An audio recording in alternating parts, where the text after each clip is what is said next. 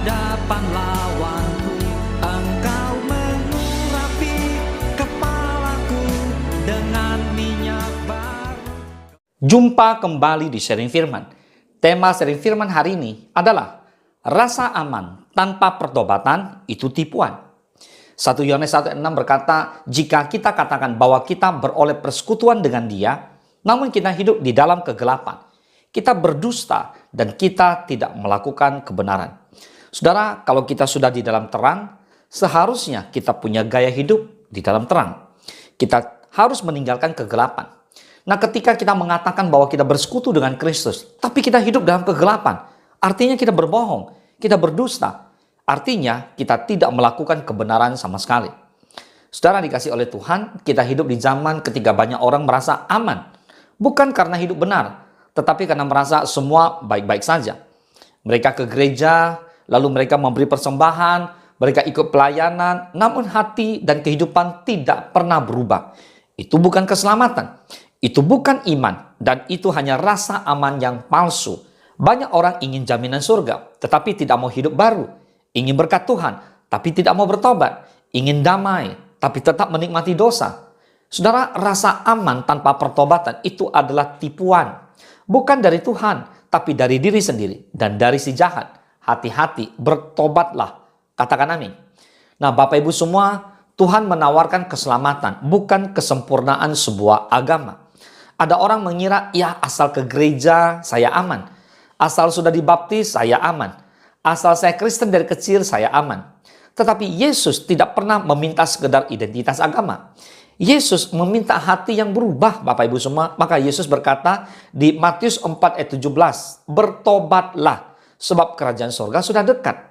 Jadi kerajaan surga datang bagi mereka yang pikirannya berubah, hidupnya berubah, arahnya berubah. Dari tadinya dosa, tapi menuju kebenaran, yaitu firman Tuhan. Bukan sekedar orang yang merasa aman. Ada dua jenis rasa aman. Yang pertama, rasa aman yang benar, yaitu yang berasal dari Roh Kudus. Yang datang ketika seseorang mengakui dosanya, menyerahkan hidup kepada Kristus, lalu dipimpin dalam kebenaran. Ini menghadirkan damai sejahtera yang sejati. Rasa aman yang kedua adalah rasa aman yang palsu, yaitu dari dosa dan dari diri sendiri. Yang membuat orang berkata, Tuhan pasti mengertilah. Dosa kecil aja kok. Tidak usah fanatik deh, hidup hanya sekali. Nah, ini bukan damai. Ini juga penenang rasa bersalah. Dan inilah kegelapan yang dibungkus kenyamanan. Bapak Ibu semua, Tuhan tidak bisa disenangkan dengan bibir. Hati-hati. Tuhan hanya bisa disenangkan dengan hati. Yeremia 29:13 berkata, dan Tuhan telah berfirman, oleh karena bangsa ini datang mendekat dengan mulutnya dan memuliakan aku dengan bibirnya, padahal hatinya menjauh daripadaku dan ibadahnya kepadaku hanyalah perintah manusia yang dihafalkan.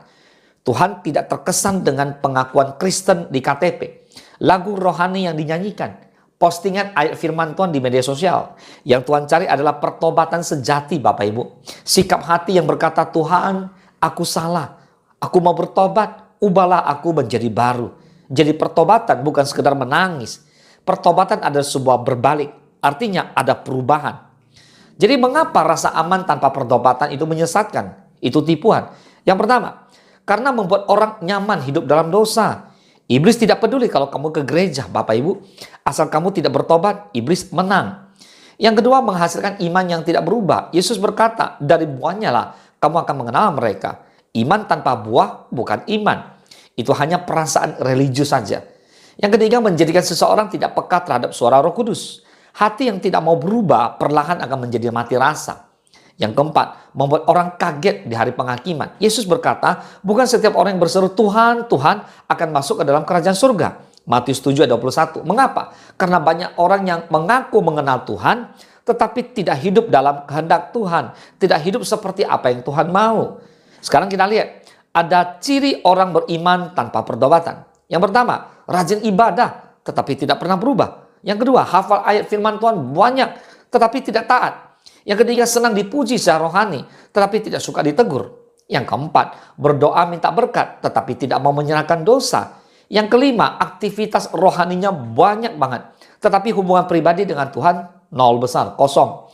Jadi Kristen seperti ini mudah merasa aman memang, padahal perjalanannya menuju kebinasaan. Nah, sekarang kita lihat apa itu pertobatan sejati.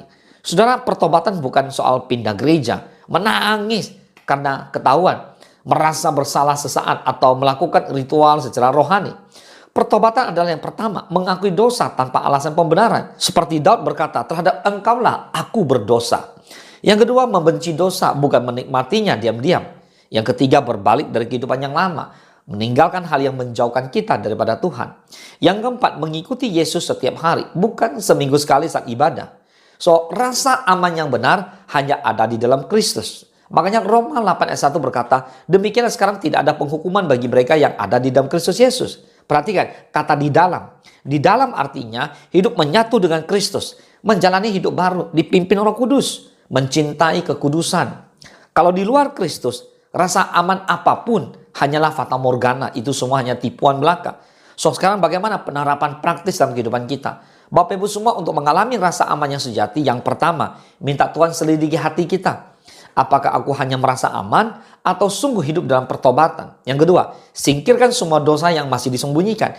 Tidak ada pertobatan selama dosa dipertahankan.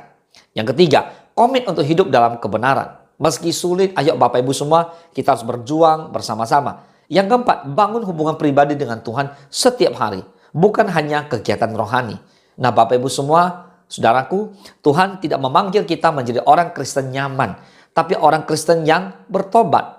Tuhan tidak mencari orang yang hanya pandai berkata Tuhan baik, tetapi orang yang berkata Tuhan ubahlah aku. Hari ini, jika saudara mendengar suara Tuhan, jangan keraskan hatimu. Maukah saudara meninggalkan rasa aman yang palsu itu?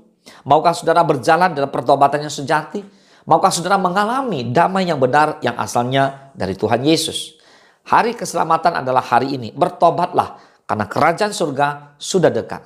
Katakan amin. Tuhan Yesus memberkati.